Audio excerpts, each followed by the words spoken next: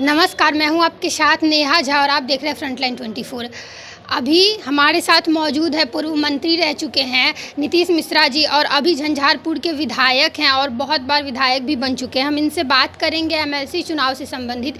MLC चुनाव में जो एनडीए गठबंधन के प्रत्याशी है विनोद कुमार सिंह जी, उनके बारे में कि इनका कितना ज़्यादा सपोर्ट उनको मिल रहा है और जो भी इनका कार्यकाल रहा है विधायक के तौर पे उनके बारे में बात करेंगे। सर, सबसे पहले तो फ्रंटलाइन 24 में आपका बहुत बहुत स्वागत है। बहुत धन्यवाद नेहा जी, आपको थैंक यू। हमें ये बताइए, एनडीए गठबंधन के प्रत्याशी हैं विनोद कुमार सिंह जी, आप लोगों का कितना ज़्यादा समर्थन उनको मिल रहा है? नहीं, देखिए, हम तो एनडीए के उम्मीदवार हैं विनोद सिंह जी, और एनडीए के जितने दल हैं सभी के वो संयुक्त उम्मीदवार हैं। और कहीं पे भारतीय जनता पार्टी लड़ रही है, कहीं जनता दल यूनाइटेड लड़ रही है, कहीं लोजपा भी लड़ रही है, जो पारस जी की जो लोजपा है वो।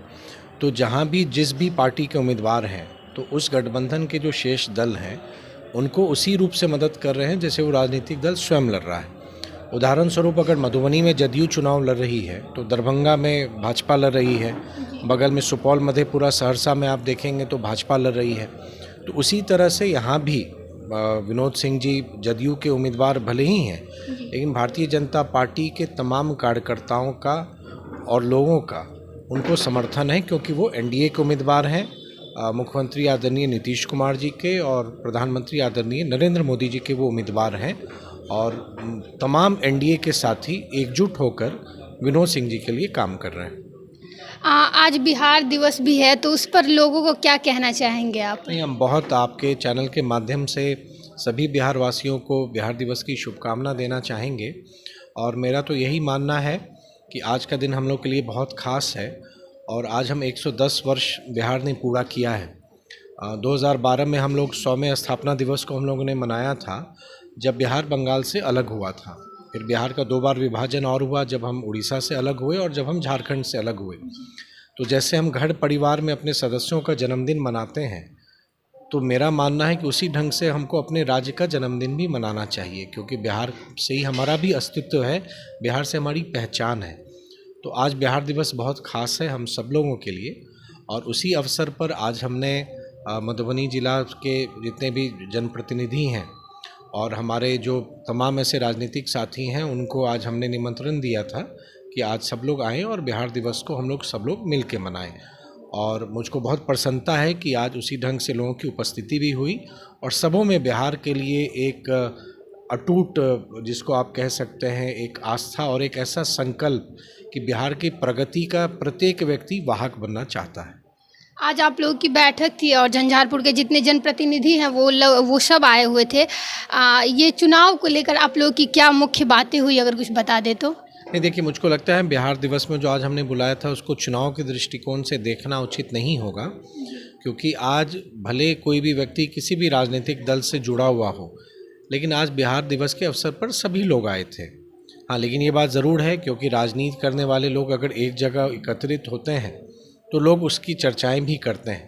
लेकिन आज के जो बिहार दिवस के उपलक्ष्य में जो हमारा कार्यक्रम था, उससे पहले झंझारपुर संगठन जिला जो भारतीय जनता पार्टी का है, क्यों भारतीय जनता पार्टी झंझारपुर को अलग संगठन जिला मानती है, तो भारतीय जनता पार्टी के झंझारपुर संगठन जिला के तमाम साथी जो हमारे मंडल अध्यक्ष हैं, हमारे जिला के पदाधिकारी हैं, उनके साथ आज सुबह में बैठक हुई है, जिसमें 3 विधानसभा झंझारपुर, लौखा और फुलपरास के तमाम साथी हमारे उसमें आए थे, और चुनाव के संदर्भ में भी विभिन्न विषयों पर चर्चा हुई है। और सभी ने एक स्वर में हम लोगों ने यही संकल्प लिया कि जैसे देश में 4 राज्यों में भारतीय जनता पार्टी के नेतृत्व में बहुत बड़ी जीत हम लोगों ने प्राप्त की है, उसी तरह से उस जीत को हम लोग आगे जारी रखें, उस उत्साह को जारी रखें, और बिहार में एनडीए जिन भी सीटों पर चुनाव लड़ रही है उन सभी सीटों पर हम चुनाव जीतें।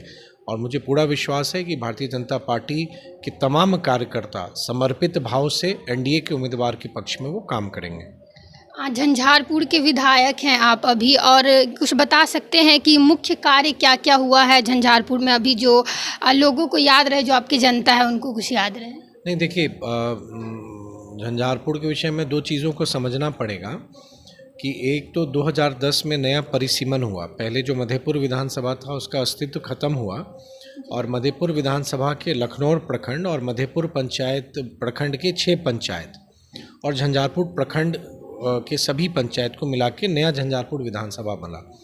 तो नए झंझारपुर विधानसभा का पूर्व में मैंने एक बार प्रतिनिधित्व किया और एक बार जो पुराना झंझारपुर था जिसमें झंझारपुर और अंधराठारी था उसका मैं विधायक रहा था।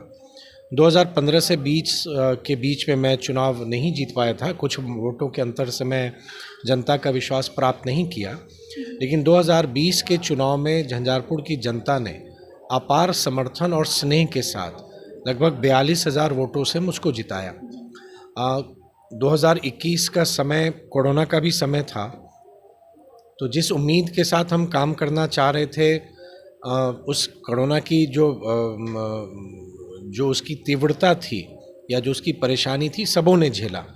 तो बहुत सारे विकास कार्य उस समय रुके रहे, लेकिन अब जब थोड़ी बहुत स्थिति सामान्य हो रही है, कोरोना ख़त्म नहीं हुआ है लेकिन चीज़ें थोड़ी सी सामान्य हो रही हैं, तो हम बहुत सारे काम, चाहे वो आधारभूत संरचना के कंटेक्स्ट में ही देखेंगी आप, चाहे वो हमारे नए सड़क का निर्माण हो या सबसे बड़ी बात है हमारा मेडिकल कॉलेज आप देखेंगी झंझारपुर में, उसकी जो प्रगति है उसके निर्माण की, और मुझको पूरा विश्वास है कि बहुत जल्दी वो बनकर तैयार हो जाएगा।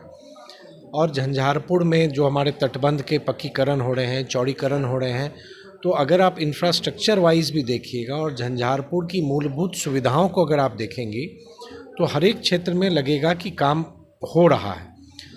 कुछ काम ऐसे हैं जो मैं इस MLC चुनाव के बाद एक पंचायत एक दिन के कार्यक्रम पे मैं निकल रहा हूँ, जिसमें लोगों के साथ के साथ बैठ के विकास योजनाओं की रूपरेखा में हम बनाएंगे और जो मेरा कार्यकाल है उस पर हम काम करेंगे। तो मुझको लगता है कि अगले 2-3 माह बाद पूरे क्षेत्र की आवश्यकताओं और प्राथमिकताओं की एक सूची मेरे पास होगी जो लोगों के द्वारा सुझाव गए होंगे। तो मुझको लगता है अपने आप में एक अनोखा प्रयास होगा जो मेरे द्वारा ये प्रारंभ किया जाएगा। और मुझको लगता है कि अभी छोटी छोटी आवश्यकताओं, अगर कोई हमारे यहाँ नरवार में विस्थापितों की समस्या है उन विषयों को उठा रहे हैं, या अगर हम कहीं देख रहे हैं कोई भूमिहीन है तो हम उनके लिए भी हम प्रयास कर रहे हैं कि उनको ज़मीन मिले। हमारे दिव्यांग भाई बहन अगर कोई हैं उनको सरकार की हम क्या सहायता दिलाएं, तो उसमें भी हम कोशिश कर रहे हैं। हाँ, और एक चीज़ ज़रूर है कि अपने निर्वाचन के बाद विधानसभा के प्रत्येक सत्र में आप देखेंगे कि न सिर्फ झंझारपुर की समस्याओं को लेके बल्कि राज्य के भी कुछ ऐसे महत्वपूर्ण विषयों को हम उठाने की कोशिश करते आ रहे हैं और प्रयास करते आ रहे हैं, और उसमें मुझको बहुत कामयाबी भी मिल रही है। सरकार का ध्यान आकृष्ट कर रहे हैं और समस्याओं का उसमें कहीं ना कहीं समाधान भी करवाने में हम सफल हो रहे हैं। तो आपके माध्यम से झंझारपुर के लोगों को हम इतना ही कहना चाहेंगे कि आपने अपने जिस जनप्रतिनिधि को अपार स्नेह के साथ चुना है उस पर आप भरोसा रखिए। 5 वर्षों के लिए आपने चुना है। मैं किसी भी झंझारपुर के वासी को ना ही मैं नाउम्मीद करूंगा, ना ही मैं उनको निराश करूंगा। जिस उम्मीद से उन्होंने मुझको चुना है उनकी कसौटी पर खरा होने का मैं प्रत्येक दिन प्रयास करता हूं और आगे भी करता रहूंगा। बहुत बहुत धन्यवाद हमें समय देने के लिए। बहुत धन्यवाद आपका नेहा जी, थैंक यू। तो ये थे नीतीश मिश्रा जी जो अभी झंझारपुर के विधायक हैं। इनसे बात हुई और बहुत अच्छी बात इन्होंने बताई है कि प्रयास शुरुआत हो चुका है जो डेवलपमेंट का है, और प्रयास जारी है और आगे 5 साल में देखने को ज़रूर मिलेगा कि क्या क्या काम हुआ है। इसी के साथ आप देखते रहिए फ्रंटलाइन 24। बहुत बहुत धन्यवाद।